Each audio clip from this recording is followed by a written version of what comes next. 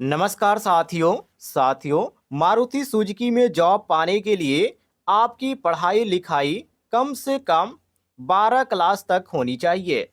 लेकिन अगर आपने 12 क्लास ना करके आईटीआई को किया है, तभी आप बड़े ही आसानी से मारुति सुजुकी कंपनी में जॉब पा सकते हैं। और यहाँ पर आप कैसे फॉर्म को भरेंगे, इसमें क्या यहाँ पे क्वालिफिकेशन के साथ साथ उम्र के बारे में जानकारी दी गई है, इसके बारे में आपको डिटेल में जानकारी देने वाले हैं। वीडियो को आप बिल्कुल कंप्लीट देखिएगा।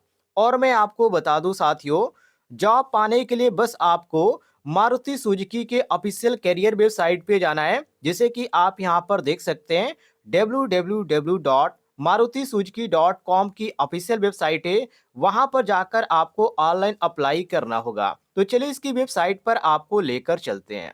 यहाँ पर साथियों आप देख सकते हैं, मैंने यहाँ पे क्रोम ब्राउजर पे इसकी ऑफिशियल वेबसाइट ओपन कर रखी है, जो कि मारुति सुजुकी की ऑफिशियल वेबसाइट है। यहाँ पर आने के बाद आपको नीचे आ जाना है। यहाँ पर सबसे पहले आपको रजिस्ट्रेशन करना है।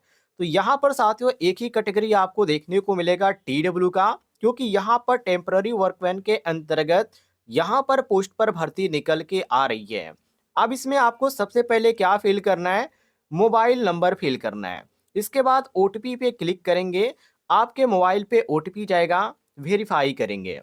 इसके बाद आपको पर्सनल यहाँ पर आपको इन्फॉर्मेशन फिल करना है, जैसे कि आपका पूरा नाम क्या है, आपका जेंडर क्या है, पिताजी का नाम क्या है। नीचे आ जाते हैं, यहाँ पर डेट ऑफ बर्थ आपसे पूछा जाएगा, आपका डेट ऑफ बर्थ क्या है, ये आपको फिल करना है। इसके बाद यहाँ पर एज, मंथ और डे आप फिल करेंगे। इसके बाद यहाँ पर प्रेजेंट एड्रेस में आपका जो हाउस नंबर है वो यहाँ पर फिल करना पड़ेगा।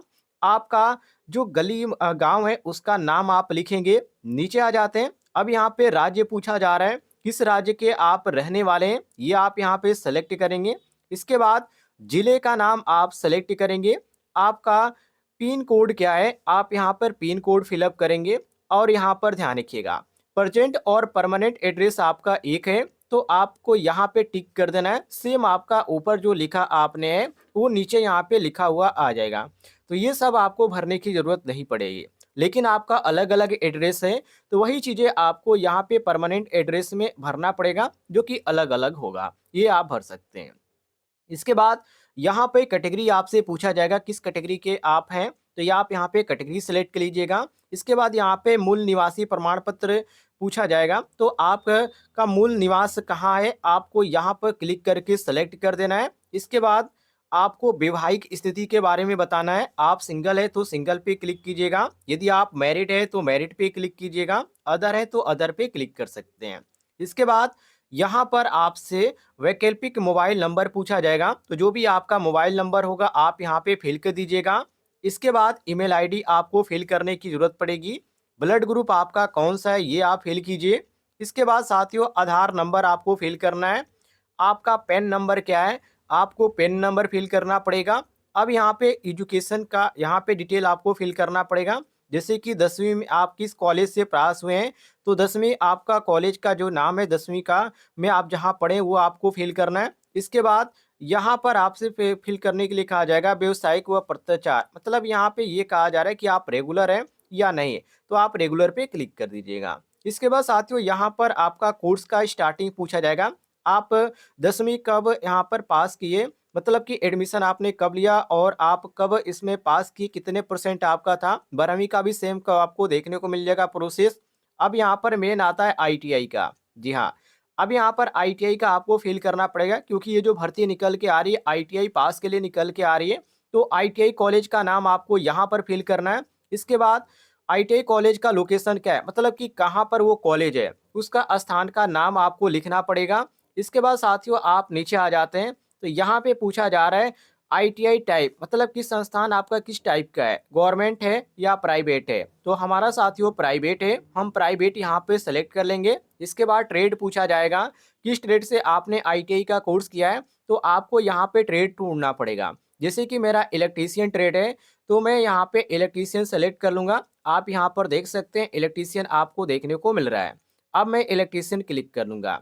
इसके बाद ये कोर्स हमारा कब स्टार्ट हुआ, तो कोर्स का आप यहाँ पर डेट शुरू यहाँ पर फिल करना पड़ेगा। आप यहाँ पर देख सकते हैं जो कि जो भी आपने साल में यहाँ पर कंप्लीट किया है, हालाँकि मैंने जो कंप्लीट किया है वर्ष वो 2017 में कंप्लीट किया है, तो हम यहाँ पे 17 क्लिक कर देंगे। इसके बाद उत्तीर्ण आप कब हुए, मतलब पासिंग आप कब हुए, इसके बाद यहाँ पे पूछा जाए सर्टिफाइड बॉडी, तो यहाँ पे आप जैसे क्लिक करेंगे तो यहाँ पर एनसीबीटी टू एससीबीटी कहा जा रहा है और इस तरह यहाँ पे कहा जा रहा है। तो किससे आपने आईटी का कोर्स किया है, एनसीबीटी से किया है या एससीबीटी से, या एससीबीटी टू एनसीबीटी किया है? तो देखिए हमने किया है एनसीबीटी से, तो सिंपल हम यहाँ पे एनसीबीटी क्लिक कर देंगे।